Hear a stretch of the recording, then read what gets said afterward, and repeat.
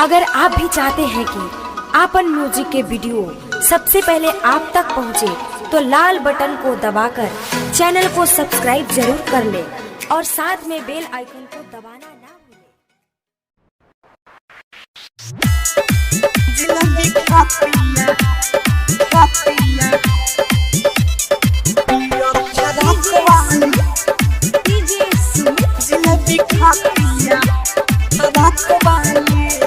घर से अपना आई लव या भोरे स्कूल में सखी सहेली के जोरे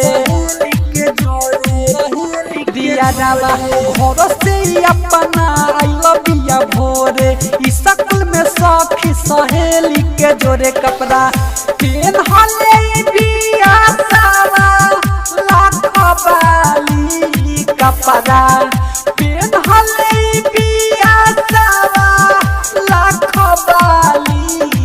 जिलेबी खातिया जिलेबी खातिया जिलेबी खातिया पियर फराक वाली जिलेबी खातिया पियर फराक वाली जिलेबी खातिया पियर फराक वाली जिलेबी खातिया पियर फराक वाली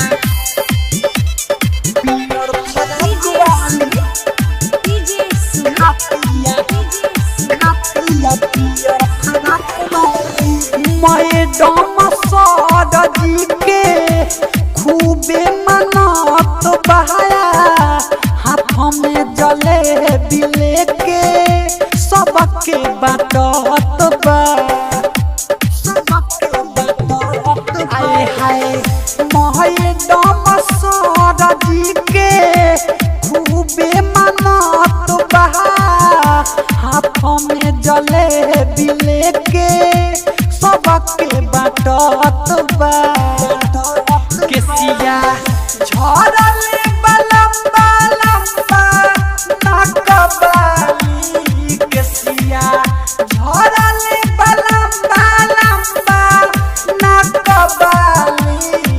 जिलेबी खातिया जिलेबी खातिया जिलेबी खातिया पियर फराक वाली जिलेबी खातिया पियर फराक वाली जिलेबी खातिया पियर फराक वाली जिलेबी खातिया खातिया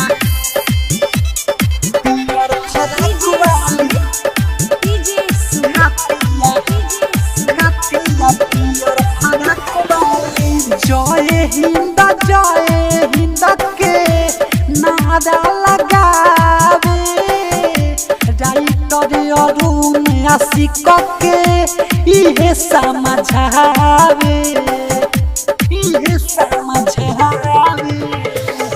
जय हिंद के नारा लगावे सानू सिंह साजन के इहे समझावे रामू रवि रंजन बोले ले माँ जाकबाली रामू रवि रंजन बोले ले माँ जाकबाली। जिलेबी खातिया जिलेबी खातिया जिलेबी खातिया पियर फराक वाली जिलेबी खातिया पियर फराक वाली जिलेबी खातिया पियर फराक वाली। घर से अपना आई लव या भोरे स्कूल में सखी सहेली के जोरे कपड़ा पेन हले बिया सारा लाख बाली कपड़ा पेन हले बिया सारा लाख बाली। जिलेबी खातिया जिलेबी खातिया जिलेबी खातिया पियर फराक वाली जिलेबी खातिया पियर फराक वाली जिलेबी खातिया पियर फराक वाली। संगीत रिकॉर्डिंग स्टूडियो बखरी बाजार।